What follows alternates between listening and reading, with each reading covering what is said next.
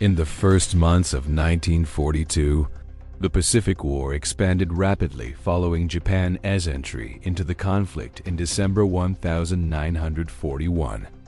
Japanese forces achieved a series of territorial gains across Southeast Asia and the Western Pacific, capturing key bases and disrupting Allied defensive positions. These advances placed significant pressure on Australia and raised concerns among Allied planners about the security of supply lines and regional stability. Japanese naval strategy during this period emphasized the expansion of a defensive perimeter. By securing forward bases, Japanese leaders aimed to limit Allied counteroffensives and protect existing conquests. One proposed extension of this perimeter involved the capture of Port Moresby, located on the southeastern coast of New Guinea. Control of Port Moresby would allow Japanese aircraft to threaten northern Australia and potentially disrupt Allied communication routes across the South Pacific. This plan involved an amphibious landing at Port Moresby, supported by carrier-based air power and surface forces. A separate landing force was assigned to capture Tulagi in the Solomon Islands, providing a forward base for seaplanes and reconnaissance. Allied intelligence efforts, including radio intercepts, provided the United States Navy with partial insight into Japanese intentions. Although the full scope of Operation was not immediately clear, U.S. naval commanders recognized that a major Japanese operation was underway in the Coral Sea region. This documentary examines the Battle of the Coral Sea, fought between the 4th and the 8th of May 1942. It was the first naval engagement in history in which opposing surface fleets did not directly sight or fire upon each other, relying instead on carrier-based aircraft. The analysis presented here is based on U.S. Navy action reports, Japanese Imperial Navy records, and post-war historical studies. Documented facts are clearly separated from historian interpretations, and all outcomes are described without exaggeration or dramatization. Operation Amo was approved by the Imperial Japanese Navy in April 1942. Japanese naval records identify Vice Admiral Shigeyoshi Inoue, commander of the 4th Fleet, as the overall operational commander. The carrier strike component was placed under Vice Admiral Takeo Takagi, with Rear Admiral Kiichi Hara commanding the carrier division. The primary objective of Operation Ame was the seizure of Port Moresby. Japanese planners anticipated limited Allied resistance, believing that U.S. carrier forces were still recovering from earlier engagements. The operation also included the occupation of Tulagi, which was carried out successfully on the 3rd of May 1942 by a Japanese landing force. The Japanese carrier force assigned to Operation A, who consisted of the fleet carriers Shōkaku and Zuikaku, along with the light carrier Shōhō.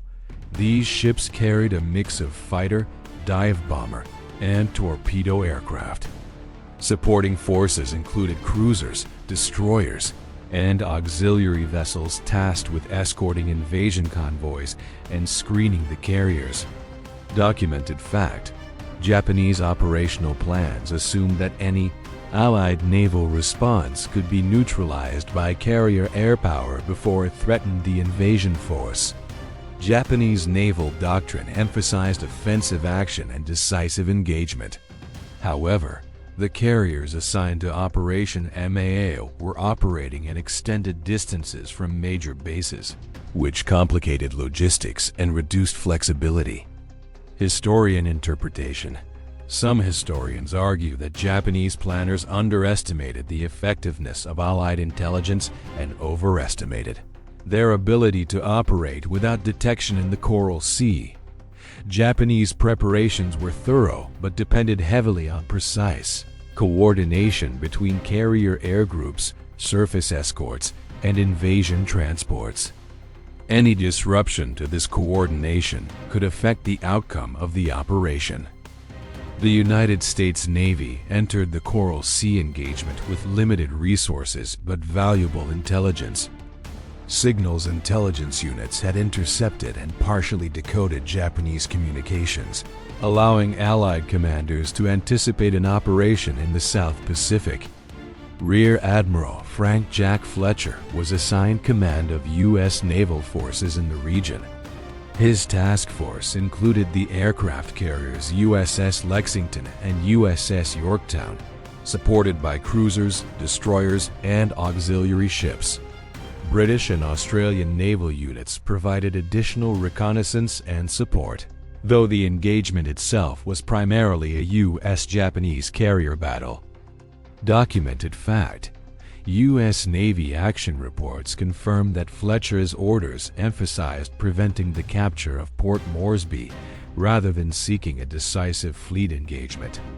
Allied aircraft included fighters, dive bombers, and torpedo bombers. Compared to their Japanese counterparts, U.S. aircraft were generally slower and less maneuverable, but U.S. pilots benefited from improving tactics and coordination.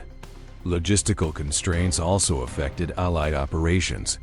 Fuel availability and the need to protect supply routes limited the duration of sustained operations in the Coral Sea. Historian interpretation: naval historians note that the U.S. Navy was still adapting to carrier warfare in early 1942, learning from previous engagements such as the Marshall's-Gilbert's raids and the Doolittle raid. Despite these limitations, Allied commanders recognized the strategic importance of denying Japan control of Port Moresby. This objective shaped tactical decisions throughout the battle. On the 3rd of May 1942, Japanese forces landed at Tulagi without significant opposition. Japanese records indicate that the landing achieved its immediate objective of establishing a seaplane base. The following day, U.S. carrier aircraft from USS Yorktown launched attacks against Japanese ships at Tulagi.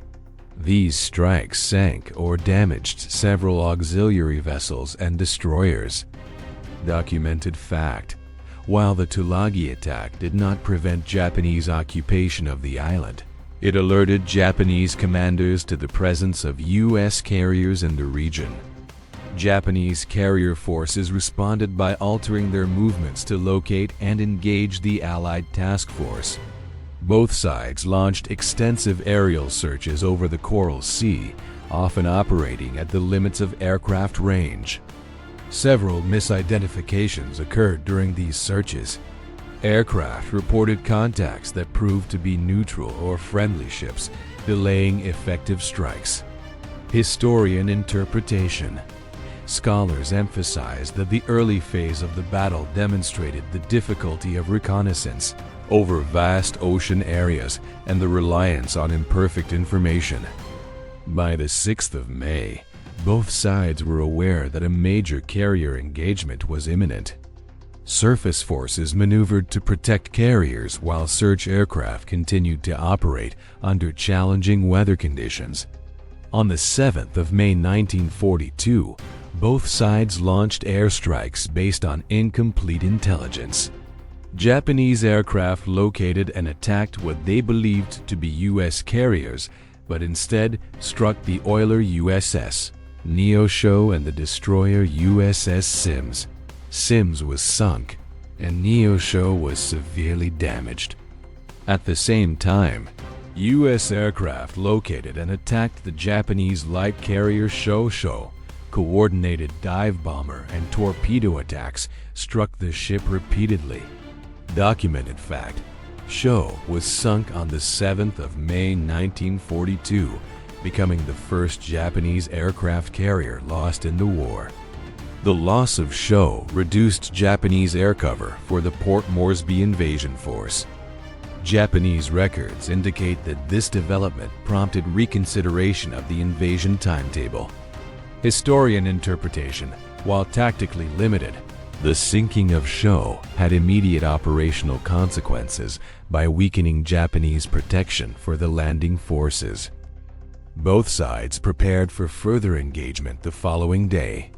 Aircraft were rearmed, damage was assessed, and search efforts continued through the night. On the 8th of May 1942, both sides located each other's carrier forces almost simultaneously. Each launched full-scale airstrikes against the opposing carriers.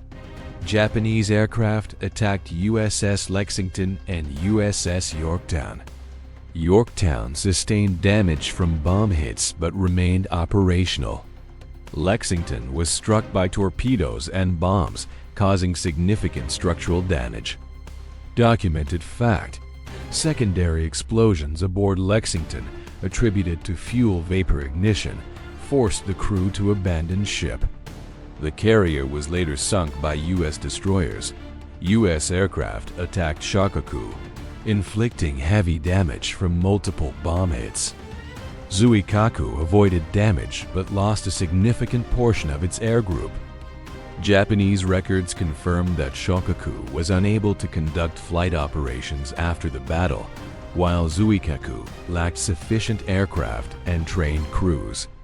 Historian interpretation: analysts note that although both sides suffered losses, the damage to Japanese carriers had greater long-term implications. By the end of the day, both fleets withdrew from the area. The engagement marked the end of major combat operations in the Coral Sea. The Battle of the Coral Sea resulted in mixed tactical outcomes. The United States lost the carrier USS Lexington and several smaller vessels. Japan lost the light carrier Shōhō, suffered significant damage to Shōkaku, and air group losses aboard Zuikaku. Documented fact: the Japanese invasion of Port Moresby was cancelled following the battle. This outcome prevented Japan from establishing a base that could threaten northern Australia. Allied supply routes remained intact. Historian interpretation: many historians regard the battle as a strategic success for the Allies despite tactical losses. The damage sustained by Shōkaku and the depletion of Zuikaku's air group prevented both carriers from participating in the Battle of Midway the following month. Japanese naval records confirm their absence. This reduction in Japanese carrier strength affected subsequent operations in the Central Pacific. The Battle of the Coral Sea marked several important developments in naval warfare.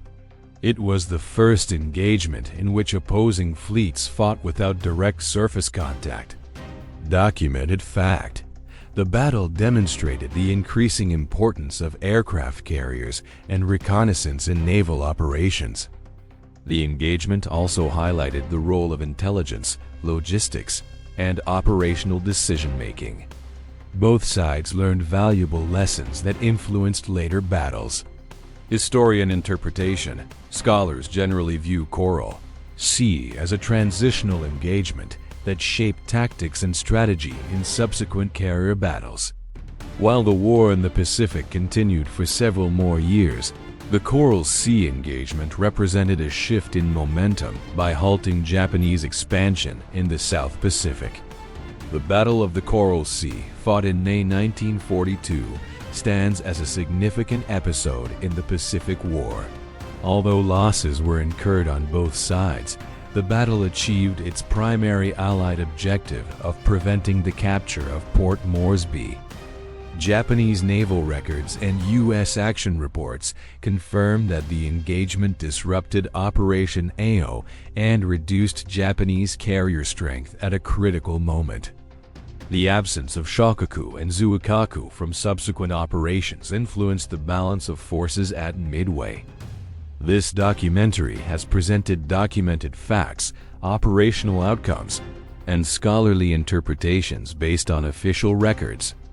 The battle did not end Japanese offensive capability, but it demonstrated that Allied forces could contest Japanese naval operations effectively. In historical assessment, the Battle of the Coral Sea represents a point at which the strategic situation in the Pacific began to change. Its significance lies not in decisive destruction, but in the prevention of further expansion and the accumulation of experience that shaped later Allied success.